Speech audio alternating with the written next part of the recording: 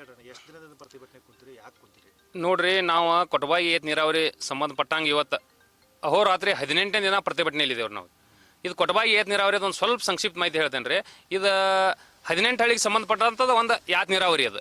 ಇದು ಮಳೆಗಾಲ ಪೂರ್ಣ ಸಮಯದಾಗ ಹಿರಣ್ಯಕೇಶಿ ನದಿಯಿಂದ ಹೋಗ್ತೈತ್ರಿ. ಅದು ಕೊನೆ 4 ಹಳ್ಳಿಗೆ 10 ವರ್ಷದಿಂದ ಎಂದೂ ನೀರು ಮುಟ್ಟಿಲ್ರಿ.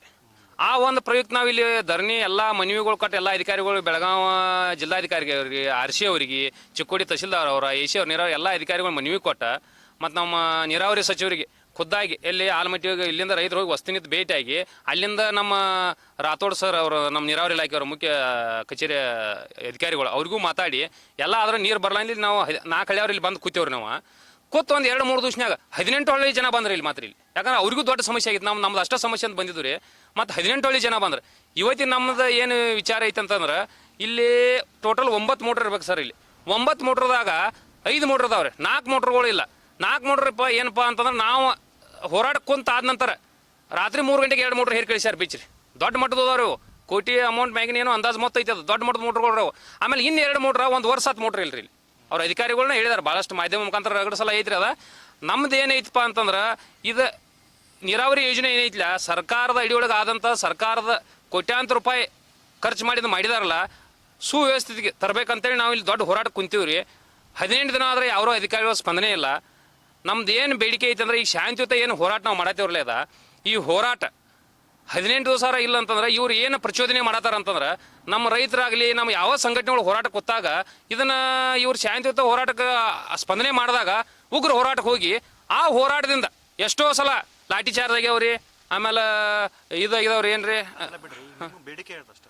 ನಮ್ಮದು ಬೇಡಿಕೆ ಏನಂದ್ರೆ ನೀರು ಬೇಕ್ರಿ ನಮಗೆ. 18 ದಿವಸ ಇಲ್ಲಿ ಕೂತೇವೆ, 100 ಜನ ನೋಡ್ರಿ. ನಾವು 1 ಲಕ್ಷ ಜನಸಂಖ್ಯೆ ಐತೆ 18 ಹಳ್ಳಿ ಅಂದಾಜು. ಅವರೆಲ್ಲ ಇಲ್ಲಿ ಬಂದು ಕೊಂಡಕ್ಕಾಗಂಗಿಲ್ಲ. ಮತ್ತು ಇಷ್ಟು ಜನ ಬಂದಿರಂದ್ರೆ 18 ದಿವಸ ಆದ್ರೆ ನೀರು ಕೊಡೋದಲ್ಲ. ಅವ್ರು ಏನೋ ಅವ್ರದ್ದು ಏನೂ ಇದಾನೆ ಇಲ್ಲ. ಆಫೀಸ್ದಾಗ ಒಬ್ರು ಅಧಿಕಾರಿಗಳು ಇಲ್ಲರಿ ಇಲ್ಲಿ 18 ದಿವಸ. ಒಬ್ರು ಬರ್ತಾರೋ ಮುಂಜಾನೆ, ಅವ್ರು ಕಾಲುವೆ ಮೇಲೆ ಹೊಂಡಿದೇವು ಅಂತ ಹೇಳ್ತಾರೆ, ಹೋಗ್ತಾರೆ ಈಗ. ಮತ್ತು ಅದಕ್ಕೆ ಏನೇನು ಬೇಕು ನಾವು ಅದನ್ನ ಆಗ್ರಹ ಪಡಿಸತ್ತೇವೆ. ಇಲ್ಲಿ 1-2 ನಮೂನಿ ಸಮಸ್ಯೆಗಳಾಗಿಲ್ರಿ. ಇಲ್ಲಿ ಪೂರ್ಣ ಪ್ರಮಾಣದ ಕಾಮಗಾರಿ ಹಾಳಾಗೈತೆ. ಅದಕ್ಕೆ ನಾವು ಎಲ್ಲ ರೈತರ ಪರವಾಗಿ ನಾವು ಏನು ಸರ್ಕಾರಕ್ಕೆ ಒತ್ತಡ ಹೇರಾಯ್ತೇವೆ ಅಂತಂದ್ರೆ, ನಾವು ಇದನ್ನು ಲೋಕಾಯುಕ್ತ ತನಿಖೆ ಆಗ್ಬೇಕ್ರಿ. ಅದು ಯಾಕೆ 1-2 ಆದರೆ ಹೇಳಕ್ಕೆ ಬರ್ತೈತಿ. ಅದು ಏನು ಇರಬೇಕಾದ ಯಾವುದೂ ಇಲ್ಲ ಅಲ್ಲಿ ಕಾಲುವೆ ಒಳಗೆ. ಜಿಲ್ಲಾಧಿಕಾರಿಗಳು ಬರ್ಬೇಕ್ರಿ ಇಲ್ಲಿ. ಯಾಕಂದ್ರೆ ನೀವು ಎಲ್ಲ ಇಲಾಖೆಗಳು ನಿಮ್ಮ ಅಡಿಯೊಳಗೆ ಬರ್ತಾವ. ಮತ್ತು ನೀವು ಬಂದಿದ್ದಕ್ಕೆ ಒಂದು ಕಾರ್ಯವನ್ನು ರೂಪಣೆ ಮಾಡಲಿಲ್ಲ ಅಂದ್ರೆ ಇದನ್ನ ಯಾರು ಮಾಡೋರು ಇದನ್ರಿ? ರಾಚಪ್ಪ ಶಿವಪುರಿ. ಕೊಟಬಾಗಿ ಏತ ನೀರಾವರಿ ಅಹೋರಾತ್ರಿ ಧರಣಿ ಇವತ್ತು 18ನೇ ದಿನಕ್ಕೆ ಪಾದಾರ್ಪಣೆಗೊಂಡಿದ್ದು, ಇಲ್ಲಿಯವರೆಗೆ ಯಾವುದೇ ಅಧಿಕಾರಿಗಳು ಸರಿಯಾಗಿ ಸ್ಪಂದಿಸ್ತಾ ಇರುವುದಿಲ್ಲ. ಈ ವ್ಯಾಪ್ತಿಯಲ್ಲಿ 18 ಗ್ರಾಮಗಳಿದ್ದು, ಇದರಲ್ಲಿ 8 ಗ್ರಾಮಗಳು ಹುಕ್ಕೇರಿ ತಾಲೂಕಿನ, 10 ಗ್ರಾಮಗಳು ಚಿಕ್ಕೋಡಿ ತಾಲೂಕಿನಲ್ಲಿ ಇದ್ದು, ಇದಾಗ ನಮ್ಮ ಚಿಕ್ಕೋಡಿ ತಾಲೂಕಿನ 10 ಗ್ರಾಮಗಳಿಗೆ ಎಲ್ಲಿಯವರೆಗೆ ಅಂದ್ರೆ ನಮ್ಮ ಕಾಲುವೆ ಕೊನೆಯದವರೆಗೂ ನೀರು ಹರಿತಾ ಇಲ್ಲ. ಇಲ್ಲಿಯವರೆಗೆ ಕಳೆದ 10 ವರ್ಷಗಳಿಂದ ನಮಗೆ ಇದು ಪರಿಸ್ಥಿತಿ ಆಗೈತಿ. ಲಿಫ್ಟ್ ಯಾವಾಗ 2007 ಪ್ರಾರಂಭಗೊಂಡಿತ್ತು, ಅವಾಗ ಒಂದು 2-3 ವರ್ಷ ಅಷ್ಟು ಹರಿತು. ಅದರ ನಂತರ ಸಮಸ್ಯೆ ಆದ ಇಲ್ಲಿವರೆಗೂ ಅದು ಕೊನೆಯ ಭಾಗವರೆಗೆ ಹರಿತಾ ಇರಲಿಲ್ಲ. ಈಗಾದರೂ ಹರಿತಾ ಇಲ್ಲ, ಟೈಲೆಂಡ್ವರೆಗೆ ನೀರೇ ಬರ್ತಾ ಇಲ್ಲ. ಯಾವ ಕಾರಣ ಅಂದ್ರೆ ಮೇನ್ ಅಂದ್ರೆ ಅಧಿಕಾರಿಗಳ ನಿರ್ಲಕ್ಷ್ಯ ಐತಿ. ನಮಗೆ ಯಾವಾಗ ಲಿಫ್ಟ್ ಪ್ರಾರಂಭ ಆಗ್ತೈತಿ ಆ ಟೈಮ್ದಾಗ ಇವರು ಮೋಟ್ರುಗಳು ಇರೋಂಗಿಲ್ಲ, ಅವಾಗ ರಿಪೇರಿ ಕಳ್ಸಕ್ಕೆ ಶುರು ಮಾಡ್ತಾರೆ ಇವ್ರು. ಈಗಾದರೂ 4 ಮೋಟ್ರುಗಳು ರಿಪೇರಿಗೆ ಆಗಬೇಕಾಗೈತಿ, ತ್ವರಿತವಾಗಿ ಆಗಬೇಕು. ನಂತರ ಈ ಕಾಲುವೆ ಮ್ಯಾಗ ಇಲ್ಲಿಗಲ್ ಆಗಿ ಕಾನೂನು ಬಾಹಿರವಾಗಿ ಜಲಮೂಲಗಳನ್ನ ರೈತರು ನಿರ್ಮಾಣ ಮಾಡ್ಕೊಂಡರು, ಅವನ್ನೆಲ್ಲ ತೆರವು ಮಾಡಬೇಕು. ಈ ಕಾಮಗಾರಿ ಈಗಾಗಲೇ ಮಾನ್ಯ ಅಧಿಕಾರಿಗಳು ನಾವು ಸ್ಟ್ರೈಕ್ ಕೂತ ನಂತರ ಕೆಲವಷ್ಟು ಒಂದು 30-40% ತೆರವು ಮಾಡಿದರು. ಇನ್ನು ಉಳಿದನ್ನು ಅವ್ರು ತೆರವು ಮಾಡ್ತಾ ಇಲ್ಲ. ಮಾನ್ಯ ಹುಕ್ಕೇರಿ ತಹಶೀಲ್ದಾರ್ ಸಾಹೇಬರು, ನಾವು ಕೊಟಬಾಗಿ ಏತ ನೀರಾವರಿ ಅಹೋರಾತ್ರಿ ಧರಣಿ ಇವತ್ತು 18ನೇ ದಿನಕ್ಕೆ ಪಾದಾರ್ಪಣೆಗೊಂಡಿದ್ದು, ಇಲ್ಲಿಯವರೆಗೆ ಯಾವುದೇ ಅಧಿಕಾರಿಗಳು ಸರಿಯಾಗಿ ಸ್ಪಂದಿಸ್ತಾ ಇರುವುದಿಲ್ಲ. ಈ ವ್ಯಾಪ್ತಿಯಲ್ಲಿ 18 ಗ್ರಾಮಗಳಿದ್ದು, ಇದರಲ್ಲಿ 8 ಗ್ರಾಮಗಳು ಹುಕ್ಕೇರಿ ತಾಲೂಕಿನ, 10 ಗ್ರಾಮಗಳು ಚಿಕ್ಕೋಡಿ ತಾಲೂಕಿನಲ್ಲಿ ಇದ್ದು, ಇದಾಗ ನಮ್ಮ ಚಿಕ್ಕೋಡಿ ತಾಲೂಕಿನ 10 ಗ್ರಾಮಗಳಿಗೆ ಎಲ್ಲಿಯವರೆಗೆ ಅಂದ್ರೆ ನಮ್ಮ ಕಾಲುವೆ ಕೊನೆಯದವರೆಗೂ ನೀರು ಹರಿತಾ ಇಲ್ಲ. ಇಲ್ಲಿಯವರೆಗೆ ಕಳೆದ 10 ವರ್ಷಗಳಿಂದ ನಮಗೆ ಇದು ಪರಿಸ್ಥಿತಿ ಆಗೈತಿ. ಲಿಫ್ಟ್ ಯಾವಾಗ 2007 ಪ್ರಾರಂಭಗೊಂಡಿತ್ತು, ಅವಾಗ ಒಂದು 2-3 ವರ್ಷ ಅಷ್ಟು ಹರಿತು.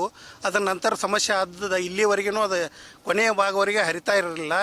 ಈಗಾದರೂ ಹರಿತಾ ಇಲ್ಲ, ಟೈಲೆಂಡ್ವರೆಗೆ ನೀರೇ ಬರ್ತಾ ಇಲ್ಲ. ಯಾವ ಕಾರಣ ಅಂದ್ರೆ ಮೇನ್ ಅಂದ್ರೆ ಅಧಿಕಾರಿಗಳ ನಿರ್ಲಕ್ಷ್ಯ ಐತಿ.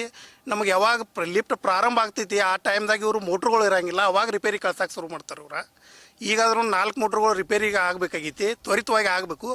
ನಂತರ ಈ ಕಾಲುವೆ ಮ್ಯಾಗ ಇಲ್ಲಿಗಲ್ ಆಗಿ ಕಾನೂನು ಬಾಹಿರವಾಗಿ ಜಲಮೂಲಗಳನ್ನ ರೈತರು ನಿರ್ಮಾಣ ಮಾಡ್ಕೊಂಡರು, ಅವನ್ನೆಲ್ಲ ತೆರವು ಮಾಡಬೇಕು. ಈ ಕಾಮಗಾರಿ ಈಗಾಗಲೇ ಮಾನ್ಯ ಅಧಿಕಾರಿಗಳು ನಾವು ಸ್ಟ್ರೈಕ್ ಕೂತ ನಂತರ ಕೆಲವಷ್ಟು ಒಂದು 30-40% ತೆರವು ಮಾಡಿದರು. ಇನ್ನು ಉಳಿದನ್ನು ಅವ್ರು ತೆರವು ಮಾಡ್ತಾ ಇಲ್ಲ. ಮಾನ್ಯ ಹುಕ್ಕೇರಿ ತಹಸೀಲ್ದಾರ್ ಸಾಹೇಬರು ನಾವು ಕಾಲುವೆ ಮ್ಯಾಗ 144 ಹಾಕ್ತೇನೋ, ನಿಮ್ಗೆ ಏನು ಬೇಕು ಸೆಕ್ಯೂರಿಟಿ ಕೊಡ್ತೇನೋ, ನೀವು ತೆರವು ಮಾಡಿರತ್ತ ಅಂದಾಗೂ ಸಹ ನಮ್ಮ ಮೇಲಾಧಿಕಾರಿಗಳು ಆ ಕಾರ್ಯ ಮುಂದುವರಿಸಿರಲ್ಲ. ಅದನ್ನು ಯಾಕೆ ನಿಲ್ಲಿಸ್ಯಾರು, ಯಾರು ಹಿತಾಸಕ್ತಿ ಐತಿ ಏನೈತಿ ಅನ್ನೋದು ಸಹ ಅವರು ದಯವಿಟ್ಟು ಇವ್ರನ್ನ ಏನಾಗಿತ್ತು ಅನ್ನೋದು ಹೇಳಬೇಕು. ಯಾಕಂದ್ರೆ ರೈತರಿಗೆ ಅನ್ಯಾಯ ಆಗೈತಿ. ಯಾವಾಗ ಅನಧಿಕೃತ ಜಲಮೂಲಗಳನ್ನು ತೆರವು ಮಾಡಿದಾಗ ಮಾತ್ರ ಕಾಲುವೆ ಕೊನೆಯ ಭಾಗಕ್ಕೆ ನೀರು ಹೋಗಕ್ಕೆ ಸಾಧ್ಯ ಐತಿ. ಮತ್ತು ಇದನ್ನು ಪರಿಸ್ಥಿತಿ ಹೇಗೈತಿ? ಕಾಲುವೆಗಳು ಎಲ್ಲ ಹೂಳು ತುಂಬ್ಕೊಂಡವು, ಜಂಗಲ್ ಕಟಿಂಗ್ ಆಗಬೇಕು. ಇವು ಶೀಘ್ರವಾಗಿ ಅವು ಮಾಡಬೇಕು. ಅವಕ್ಕೆ ವರ್ಷ ಗ್ರ್ಯಾಂಟ್ ಬರ್ತೈತಿ. ಈಗಾಗಲೇ ಬಂದಂಥ ಗ್ರ್ಯಾಂಟ್ನಲ್ಲಿ ಅವನು ಗೋಲ್ಮಾಲ್ ಐತಿ. ನಮ್ಮ ಗ್ರಾಮ ಪಂಚಾಯತಿ ಅವರು, ದೋನವಾಡ ಗ್ರಾಮ ಪಂಚಾಯತಿ ಅವರು, ನಾವು ಗ್ರಾಮ ಪಂಚಾಯತ್ NRG ಒಳಗೆ ತೆಗ್ದೇವು ಅಂತ ಅವ್ರು ಹೇಳ್ತಾರೆ.